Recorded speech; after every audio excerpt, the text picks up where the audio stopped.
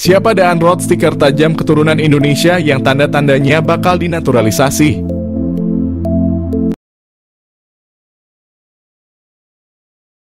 Nama Daan Roth mencuat di tengah urung jelasnya status striker Ole Roemeny yang konon akan dinaturalisasi. Seperti halnya Ole Roemeny, Daan Roth merupakan pemain berposisi striker yang kini tengah merumput di Liga Belanda. Pemain yang kini berseragam FC Twente tersebut tergolong memiliki statistik nan ciamik. Di usianya yang masih 22 tahun, Daan Roth telah memainkan 40 pertandingan di semua kompetisi. Ia telah mencetak 9 gol dan 10 assist. Pemain ini belakangan santer dikaitkan dengan proyek naturalisasi yang dipersiapkan untuk timnas lantaran disebut-sebut memiliki keturunan Indonesia. Lantas siapa sosok Daan Roth? Daan Roth lahir di Groenlo, Belanda 25 Juli 2001. Usianya kini 22 tahun. Pemain yang memiliki tinggi badan 1,79 tersebut merupakan pemain yang masuk kategori merupakan versatile alias bisa bermain di beberapa posisi. Ia tercatat bisa bermain sebagai sayap kanan, sayap kiri, penyerang bahkan hingga playmaker. Pemain yang kini mengenakan nomor punggung 11 telah bermain bersama FC Twente sejak di akademi. Ia bergabung bersama Akademi FC Twente pada 2012. Karirnya berlanjut di tim senior hingga kini. Tanda-tanda dinaturalisasi. Belakangan nama Daan Roth semakin santer disebut bakal menjadi salah satu pemain yang bakal dinaturalisasi bersama dengan sejumlah nama lain yang kini juga hangat diperbincangkan. Daan Roth disebut-sebut bisa jadi solusi untuk menambal stok striker yang saat ini jadi PR besar di timnas Indonesia jelang menghadapi putaran kualifikasi Piala Dunia 2026.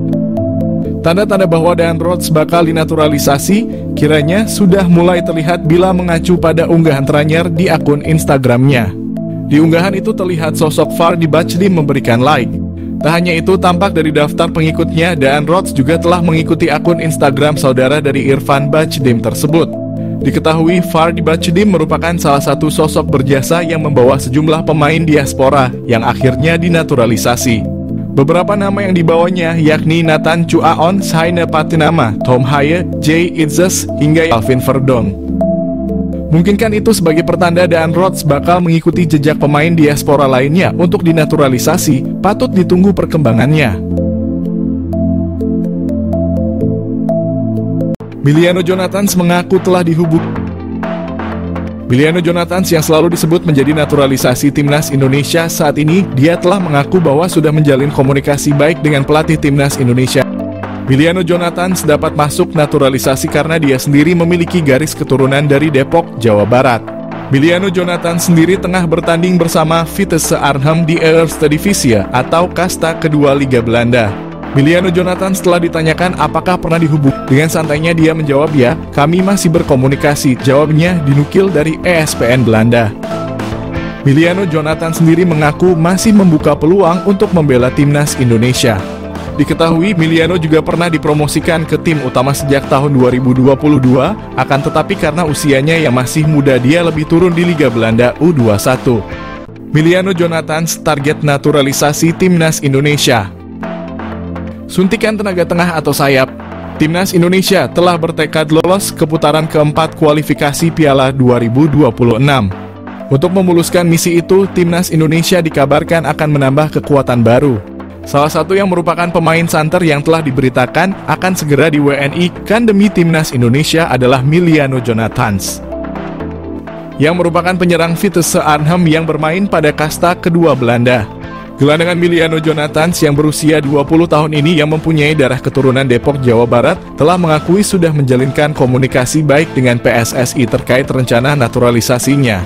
Apabila semuanya akan berjalan sesuai rencana, maka PSSI ini akan segera memproses naturalisasi Miliano Jonathans sama seperti saat mereka melakukan terhadap Eleanor Reinders dan Mads Hilgers. Dengan kehadiran Miliano Jonathans ini tentunya akan berdampak kepada daya gedor timnas Indonesia. Pemain yang mempunyai tinggi badan 178 itu tak hanya mampu sebagai gelandangan bertahan, akan tetapi ia juga mampu menjadi gelandang serangan, namun juga diplot sebagai penyerang sayap. Miliano Jonathans juga pernah hadir dalam 10 pertandingan pada ajang Eerste Divisie dengan torehan 6 gol dan 2 assist. Pastinya torehan tersebut akan membuat sangat berharap bahwa Emiliano bisa secepatnya bergabung dengan Jay Elzes dan kawan-kawan. PSSI diharapkan untuk tidak berlama-lama karena bisa saja Emiliano akan berubah pikiran karena dia juga mempunyai kans memperkuat timnas Belanda U21. Emiliano sangat memungkinkan dalam mengisi sebuah posisi lini tengah bersama Tom Haye ataupun dengan Nathan Chuaon. Dan dia juga bisa dijadikan sebagai penyerang sayap kiri ataupun sayap kanan dalam upaya melancarkan aliran bola kepada dua tombak timnas Indonesia, Ragnar Oratmangoen dan Rafael Struijk. Pemilik 19 caps di Eredivisie ini bertemu staf ahli Kemenpora, calon pemain naturalisasi baru timnas Indonesia. Timnas Indonesia mendapat kabar gembira jelang mengikuti putaran ketiga kualifikasi Piala Dunia 2026 zona Asia. Winger Vitesse Arnhem keturunan Indonesia, Emiliano Jonathans bertemu dengan staf ahli Kemenpora, Hamdan Hamedan. Hal ini diketahui dari unggahan Hamdan Hamedan di akun Instagram pribadinya. Senang bertemu Anda lagi Jonathans dan keluarga. Nikmati liburan Anda @emilianojonathans_, tulis Hamdan Hamedan di Instagram story miliknya. Belum diketahui perbincangan apa yang dilakukan Hamdan dan Jonathans beserta keluarganya. Jika Jonathans masuk program naturalisasi, kekuatan timnas Indonesia akan semakin bertambah. Pemain berdarah Maluku ini bisa bermain di beberapa posisi seperti sayap kanan, kiri, gelandang tengah, gelandang serang, dan penyerang. Meski perolehan gol dan asisnya tidak banyak, Jonathans memiliki pengalaman cukup mumpuni bermain di Eredivisie. Meski usianya baru 20 tahun, Jonathans telah bermain sebanyak 19 kali di Eredivisie untuk Vitesse Arnhem. Apabila PSSI serius untuk menaturalisasi Jonathans, lini depan skuad Garuda akan semakin mengerikan. Dia bisa berkolaborasi dengan Ragnar Oratmangoen dan Rafael Struijk di lini depan timnas Indonesia untuk putaran ketiga nanti. Mauro Zijlstra, calon stiker House Goal Timnas Indonesia, PSSI, sudah lakukan kontak. PSSI disebut sudah menghubungi striker keturunan Indonesia Mauro Zijlstra yang membela klub Belanda FC Volendam U21. Timnas Indonesia saat ini memang sedang mencari posisi striker yang memang pada laga-laga sebelumnya posisi ini kalau tidak ada Rafael Struijk terasa kurang lengkap dan Struijk pun masih dianggap kurang house goal. Maka dari itu PSSI disebut masih mencari stiker keturunan yang bisa memperkuat timnas Indonesia, apalagi tim Garuda akan bertarung di babak kualifikasi Piala Dunia 2026. Salah satu pemain keturunan yang mengaku dihubungi oleh PSSI ialah Mauro Zijlstra yang memiliki keturunan darah Indonesia dari sang ayah. Ia mengatakan kalau dirinya dikontak oleh PSSI dan diminta untuk bergabung dengan tim Garuda. Namun hingga saat ini belum ada keputusan dan kesepakatan yang dibuat oleh kedua pihak. Mauro menyebut kalau ia membutuhkan waktu untuk memutuskannya.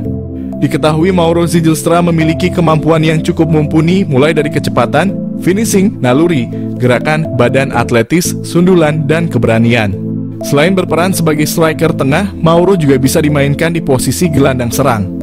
Jika melihat usianya, Mauro bisa saja diproyeksikan untuk timnas U20, timnas U23, atau timnas senior.